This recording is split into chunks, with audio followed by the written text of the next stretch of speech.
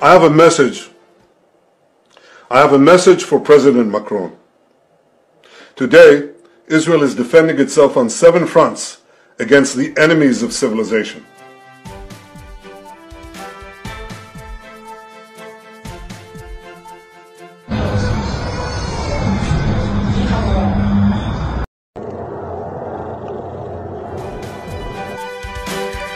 নাচতে নেমে ঘোমটা টেনে বসে থাকার কোনো অর্থই হয় না।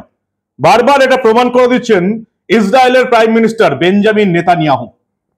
গোটা পৃথিবী সব নেতারাই সন্ত্রাসবাদের বিরুদ্ধে বলছে, সন্ত্রাসবাদীদের বিরুদ্ধে বলছে, কিন্তু কেউ সন্ত্রাসবাদ এবং সন্ত্রাসবাদীকে একেবারে এই পৃথিবী থেকে নিকেশ করার জন্য পদক্ষেপ কেউ করছে না। বেঞ্জামিন নেতানিয়াহু এমন এক বার্তা দিলেন গোটা পৃথিবীর নেতাদের, যাতে যারা সন্ত্রাসবাদের বিরুদ্ধে লড়ছেন তাদের শিরদাঁড়া খাড়া করে দেওয়ার পক্ষে যথেষ্ট। ইরান ইসরায়েল যুদ্ধ একেবারে মধ্য গগনে। আমেরিকা এই যুদ্ধে জড়াবে কিনা সেই নিয়ে ট্রাম্প প্রশাসন একের পর এক বৈঠক করছে, এবং সবচেয়ে বড় কথা, ইরানকে আরো একটা গাজা করে দেওয়ার চক্রান্ত হচ্ছে এমনটাই মনে করছে স্বয়ং ইরানের সঙ্গে যারা যুক্ত আছেন তারা। অন্যদিকে আবার পাকিস্তানকে ব্যবহার করে ইরানের বিরুদ্ধে ব্যবস্থা নিতে চলেছে আমেরিকা, এমনটাই মনে করা হচ্ছে, এবং সেক্ষেত্রে পাকিস্তানের সমস্ত এয়ারবেস ব্যবহার করতে চলেছে আমেরিকা। তাই এই আসিম মুনির পাকিস্তানের সেনাপ্রধান এই মুহূর্তে আমেরিকার সঙ্গে বৈঠক। আয়াতুল্লাহ খোমেনি লুকিয়ে পড়েছেন বাংকারে, যে ব্যাংকারের হদিস একমাত্র রয়েছে আমেরিকার কাছে। ইরান আমেরিকার কাছে একমাত্র ভয় পাচ্ছে, ইরানের যে পরমাণু ঘাঁটি সেটা একমাত্র আমেরিকার হাতে একটা বোমাই ধ্বংস করতে পারে, যেটা ইসরায়েল করতে পারবে না। সব মিলিয়ে এই মধ্যপ্রাচ্যের মহাধুন্ধুমার কাণ্ড একেবারে চরম পর্যায়ে এসে উপস্থিত হয়েছে। পুরো আপডেট আপনাদের দেবো। আমার ভালো লাগছে যে অনেকে মেসেজ করছেন যুদ্ধের খবরগুলো দিন। বাংলার মানুষের খবর দেখার দৃষ্টিভঙ্গি পাল্টে দেবো, এটা আগেই বলেছিলাম, এবং সেই সঙ্গে আমি এটাও বলেছিলাম আপনাদের যে এই বাংলার মিডিয়া যারা কলকাতার খবর ছাড়া বাকি কোনো খবর গুরুত্ব আছে বলে মনেই করে না, তাদের দৃষ্টিভঙ্গিও পাল্টে দেবো। মানুষ যে খবর দেখতে চাইবে সেই খবর মিডিয়াকে দেখাতে হবে। এই প্রতিবেদন শেষ অবধি দেখুন। আমি মানব, দ্য নিউজ বাংলায় আপনাদের স্বাগত জানাচ্ছি। মধ্যপ্রাচ্যের মহাধুন্ধুমার কাণ্ড একেবারে মধ্য গগনে। আমেরিকার এই যুদ্ধে অংশগ্রহণ করা অনেকে মনে করছেন, সামরিক বিশেষজ্ঞরা মনে করছেন, আন্তর্জাতিক সম্পর্ক বিশেষজ্ঞরা মনে করছেন সময়ের অপেক্ষা মাত্র। ট্রাম্প ইরানকে শেষ সুযোগ দিয়েছেন, পরিষ্কার বলে দিয়েছে ট্রাম্পের সরকার, ডোনাল্ড ট্রাম্প নিঃশব্দে আত্মসমর্পণ করুক ইরান। আয়াতুল্লাহ আলী খোমেনি ইরানের সর্বোচ্চ ধর্মীয় নেতাকে শেষ সুযোগের হুঁশিয়ারি দিয়ে দিয়েছেন ডোনাল্ড ট্রাম্প। ফলে বোঝাই যাচ্ছে এবার আমেরিকা এই যুদ্ধে নিজেদের সরাসরি অন্তর্ভুক্ত করবে, এটা আর বলার অপেক্ষা রাখে না। এখন অবধি এই ইসরায়েল ইরান যুদ্ধে আমেরিকা সরাসরি নিজেকে অন্তর্ভুক্ত করেনি। এবার কি মার্কিন প্রেসিডেন্ট ডোনাল্ড ট্রাম্প সেটা থেকে সরে সরাসরি যুদ্ধে নামবেন, এমনটাই মনে করা হচ্ছে। মার্কিন যুক্তরাষ্ট্রের তরফ থেকে পরিষ্কার বলে দেওয়া হয়েছে ইরানকে এই পরমাণু অস্ত্র নিরোধক চুক্তিতে সই করতে হবে, পালাবার কোনো উপায় নেই।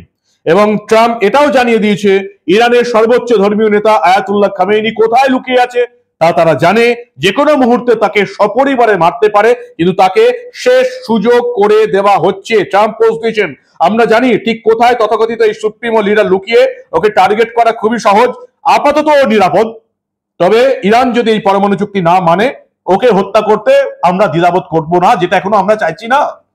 ইরান পরিষ্কার জানিয়ে দিয়েছে এই যুদ্ধের সময় তারা কিন্তু কোনো পারমাণবিক নিরোধক চুক্তিতে সই করবে না। ইসরায়েল হুঁশিয়ারি দিয়েছে যুদ্ধ অপরাধ বন্ধ না হলে ইরানের সর্বোচ্চ ধর্মীয় নেতা আয়াতুল্লাহ আলী খোমেনি পরিণতি হবে সাদ্দাম হোসেনের মতো। সাদ্দাম হোসেনকে যেভাবে মারা হয়েছিল আয়াতুল্লাহ আলী খোমেনিকে সেভাবেই মারা হবে। বেঞ্জামিন নেতানিয়াহু ইসরায়েলের তরফ থেকে এমন বার্তা দেওয়া হয়েছে যাতে এই পৃথিবীর প্রতিটা রাষ্ট্র নেতা যারা সন্ত্রাসবাদ এবং সন্ত্রাসবাদীদের বিরুদ্ধে কথা বলে তারা লজ্জায় পড়ে যাওয়ার মতো অবস্থা। পরিষ্কার বলছেন নেতানিয়াহু যে আমরা 7টা ফ্রন্টে একসঙ্গে লড়াই করছি সন্ত্রাসবাদ এবং সন্ত্রাসবাদীদের মদতদাতাদের বিরুদ্ধে। G7 হয়ে গেল কানাডায়, কানাডার প্রধানমন্ত্রী ম্যাক্রোকে বার্তা দিয়েছেন নেতানিয়াহু, কি বার্তা দিচ্ছেন তিনি বিশ্বের প্রতিটি রাষ্ট্রনেতাকে? ভালো করে শুনুন এবং বোঝার চেষ্টা করুন। Benjamin Netanyahu. I have a message for President Macron. Today, Israel is defending itself on 7 fronts against the enemies of civilization. We're fighting in Gaza against Hamas, those savages who murdered, raped, beheaded, and burned our people on October 7th. We're fighting in Lebanon against Hezbollah, the most heavily armed terror organization in the world, which was planning an even greater massacre than October 7th on our northern border, and that has rocketed Israeli towns and cities for nearly a year. We're fighting against the Houthis in Yemen and the Shiite militias in Iraq and Syria that together have launched hundreds of drones and missile attacks against Israel. We're fighting against terrorists in Judea and Samaria who are trying to murder civilians in the heart of our cities. And we're fighting against Iran, which last week fired over 200 ballistic missiles directly at Israel, and which stands behind the 7-front war against Israel. As Israel fights the forces of barbarism led by Iran, all civilized countries should be standing firmly by Israel's side. Yet President Macron and some other Western leaders are now calling for an arms embargo against Israel. Shame on them. Is Iran imposing an arms embargo on Hezbollah, on the Houthis, on Hamas, and on its other proxies? Of course not. The axis of terror stands together. But countries who supposedly oppose this terror axis call for an arms embargo on Israel. What a disgrace. Well, let me tell you this. Israel will win with or without their support. But their shame will continue long after the war is won. For in defending ourselves against this barbarism, Israel is defending civilizations against those who seek to impose a dark age of fanaticism on all of us. Rest assured, Israel will fight until the battle is won, for our sake and for the sake of the peace and security of the entire world. অন্যদিকে মার্কিন vice president JD van social media জানাচ্ছেন president Trump ইরানের বিরুদ্ধে সেনাবাহিনী ব্যবস্থা ব্যবহার করতে পারেন। ইরানের পরমাণু গবেষণা কর্মসূচি বন্ধ করতে আরো বড় পদক্ষেপ নিতে পারে আমেরিকা। শেষ সিদ্ধান্ত প্রেসিডেন্ট ট্রাম্পই নেবেন। আপনারা জানেন গতকালই আমি আপনাদের বলেছিলাম যে মার্কিন যুক্তরাষ্ট্রের বিভিন্ন সামরিক নৌসেনা তাদের নৌবাহিনী অলরেডি মধ্যপ্রাচ্য ইরান সীমান্তের দিকে এগিয়ে আসতে শুরু করেছে। সেখানে যেমন রণতরী আছে, ফ্রিগেট রয়েছে, এয়ারক্রাফট ক্যারিয়ার রয়েছে, নৌসেনা রয়েছে, নৌজাহাজ রয়েছে, সবকিছু কিন্তু এখন ইরান সীমান্তের দিকে এগিয়ে আসছে। এবং আমরা যেটুকু আগে যেটা বললাম যে এই সমস্ত করার জন্য শুধুমাত্র নৌসেনা নয়, যদি কখনো সামরিক ঘাঁটি স্থলপথে আক্রমণ করতে হয় তাহলে এই যে ইরান পাকিস্তান যে সীমান্ত রয়েছে সেই সীমান্ত ব্যবহার করবে আমেরিকা, অর্থাৎ পাকিস্তানের এই সামরিক ঘাঁটিগুলো ব্যবহার করবে আমেরিকা। এতক্ষণে আপনারা বুঝতে পারছেন যে এই ভারত পাকিস্তান যুদ্ধ যাতে থেমে যায়, প্রথম দিনে ভারতের হামলার পর 12টা পাকিস্তানি এয়ারবেস ধ্বংসের পর আমেরিকা কেন হস্তক্ষেপ করতে চাইছিল বুঝতে পেরেছেন? কারণ পাকিস্তানকে একেবারে দাবার বোরের মতন ব্যবহার করে মার্কিন যুক্তরাষ্ট্র। ইরানের বিরুদ্ধে কোনো ব্যবস্থা নিতে গেলে সেখানে পাকিস্তানকে ব্যবহার করতে হবে, পাকিস্তানের সামরিক ঘাঁটি মার্কিন যুক্তরাষ্ট্র ব্যবহার করবে। তবে এই যে ভারত পাকিস্তানের সঙ্গে এই যে চুক্তি করলো বা চুক্তি এখনো হয়নি, অপারেশন সিঁদুর থামালো, ভাববেন না যে ভারত শুধুমাত্র আমেরিকাকে সাহায্য করার জন্য থামিয়েছে। আমেরিকার কাছ থেকে আরো অনেক কিছু পাওনা আছে ভারতের। এগুলো হচ্ছে জিও পলিটিক্স। কখন থামতে হবে, কোন সুবিধার জন্য থামতে হবে সেটা জানতে হবে। আসিম মুনির এখন মার্কিন যুক্তরাষ্ট্রে আছেন। পাকিস্তান থেকে বাংলাদেশ থেকে রটানোর চেষ্টা হয়েছিল যে আসিম মুনিরকে নাকি আমেরিকার সেনা দিবসের অনুষ্ঠানে যোগ দেওয়ার আমন্ত্রণ জানিয়েছে আমেরিকা, সেটা আমেরিকা হোয়াইট হাউসের তরফ থেকে জানিয়ে দিয়েছে। একেবারে ভুল, কে মিথ্যা রটাচ্ছে সব। আসিম মুনিরকে ডাকা হয়েছে যে এই যে ইরান কনফ্লিক্ট, এখানে যদি আমেরিকা জড়ায় তাহলে কিভাবে পাকিস্তানের সীমারেখা, পাকিস্তানের সামরিক ঘাঁটি, বিমান ঘাঁটি আমেরিকা ব্যবহার করবে, সেজন্য আসিম মুনিরকে ডাকা হয়েছে। ইরান আবার এই আসিম মুনিরকে বেঈমান, বিশ্বাসঘাতক চিহ্নিত করে দিচ্ছে। কারণ আসিম মুনিরের সঙ্গে ইরানের চুক্তি হয়েছিল। ইরান আসিম মুনিরকে, পাকিস্তানের সেনাপ্রধানকে তাদের সমস্ত ঘাঁটি ঘুরিয়ে দেখিয়েছিল। এখন ইরান মনে করছে যে পাকিস্তানের সেনাপ্রধান আসিম মুনির হচ্ছেন বেঈমান, বিশ্বাসঘাতক, যারা আমেরিকাকে সমস্ত রকম খবর দিয়েছে। এই আসিম মুনিরের সঙ্গে বৈঠক চলছে। ভারত এদিকে নজর রেখেছে যে পাকিস্তানের সঙ্গে এই অপারেশন সিন্দুর চলাকালীন বা স্থগিত থাকাকালীন কি এমন চুক্তি হচ্ছে যে আসিম মুনিরকে বৈঠক করতে হচ্ছে মার্কিন দেশে গিয়ে। কিন্তু সমস্যা হচ্ছে এটাই যে এই আসিম মুনিরকে ডাকা হয়েছে শুধুমাত্র পাকিস্তানের মাটি ব্যবহার করবে আমেরিকা যদি ইরানের সঙ্গে সরাসরি যুদ্ধে জড়ায়।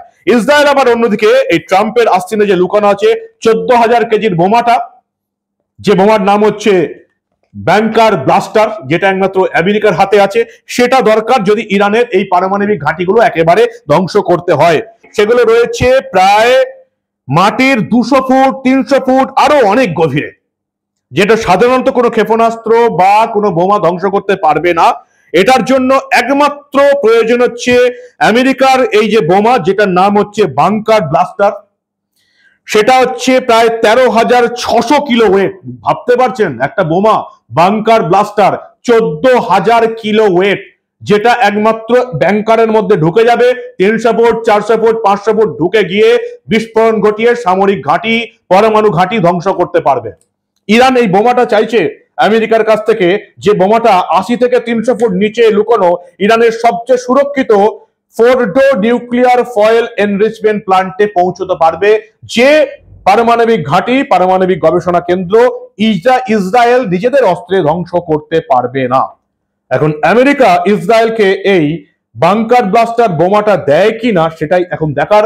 বেঞ্জামিন নেতানিয়াহু পরিষ্কার বলেছেন এই অপারেশন রাইজিং লায়ন হচ্ছে ইরানের যাবতীয় পরমাণু গবেষণাগার ধ্বংস করতেই, এজন্য এরা আমেরিকার সাহায্য চাইছে। এখন আমেরিকা ইরানের এই ঘাঁটি নিজেরা ধ্বংস করবে নাকি ইসরায়েলকে ধ্বংস করাবে, সেটাই এখন সবচেয়ে বড় প্রশ্ন।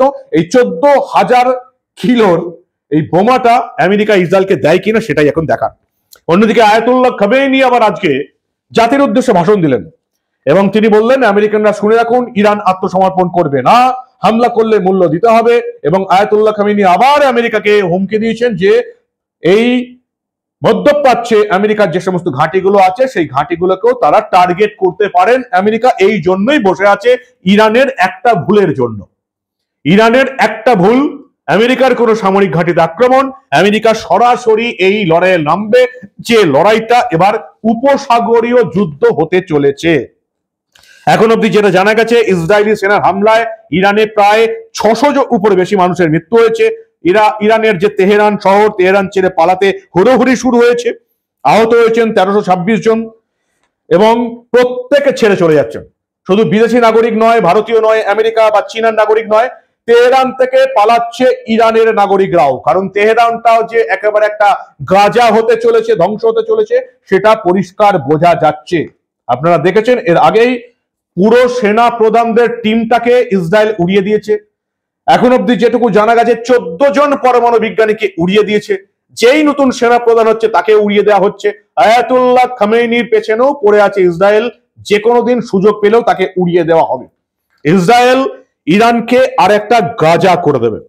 তৈল শোধনাগারে হামলা জ্বলছে ইরান, তেহরান জ্বলছে। আমরা দেখতে পাচ্ছি তেহরানের উত্তর পূর্বে তাজরিস এলাকার কাছাকাছি ভয়াবহ অগ্নিকাণ্ড চলছে। তেলের খনি জ্বললে যেমন হয়, আপনারা এর আগে উপসাগরীয় যুদ্ধে দেখেছেন ইরান নিজেদেরই তেলের খনি জ্বালিয়ে দিয়েছিল আমেরিকা আক্রমণ করার পর। সেই তেলের খনি কয়েক বছর ধরে জ্বলেছিল। তেমনি ইরানেও সেই একই দৃশ্য দেখা যাচ্ছে। ইসরায়েল ব্যালিস্টিক ক্ষেপণাস্ত্র ছুটছে, অন্যদিকে ইরানও কিন্তু ব্যালিস্টিক ক্ষেপণাস্ত্র ছুটছে। মোসাদের সামনে ব্যালিস্টিক ক্ষেপণাস্ত্র পড়েছে, বিভিন্ন জনপদে ব্যালিস্টিক ক্ষেপণাস্ত্র পড়েছে। এবং সবচেয়ে যেটা আজকে মজার ব্যাপার, আয়াতুল্লাহ খামেনি জাতির উদ্দেশ্যে ভাষণ দিলেন ঠিকই, কিন্তু ইরান এই মুহূর্তে আয়াতুল্লাহ খামেনিকে আর সর্বোচ্চ নেতা বলে মনেই করছে না। 86 বছরের নেতা একেবারে একা হয়ে গেছেন। তার সঙ্গে যারা পরামর্শ দিতেন, বিজ্ঞানীরা, সেনা প্রধানরা, তারা প্রত্যেকেই নিহত হয়েছেন। এবং পরিষ্কার দেখা যাচ্ছে এই আয়াতুল্লাহ খামেনিকে একটা একেবারে বাংকারের মধ্যে লুকিয়ে রাখা হয়েছে। মনে করা হচ্ছে তার ছেলে মুজতবা খামেনি এবার ইরানের দায়িত্ব সামলাবেন। মুজতবা খামেনি প্রস্তুত হচ্ছেন ইরানের দায়িত্বভার নিতে। তার সঙ্গে এই বিপ্লবী গার্ড বাহিনীর ঘনিষ্ঠ সম্পর্ক রয়েছে।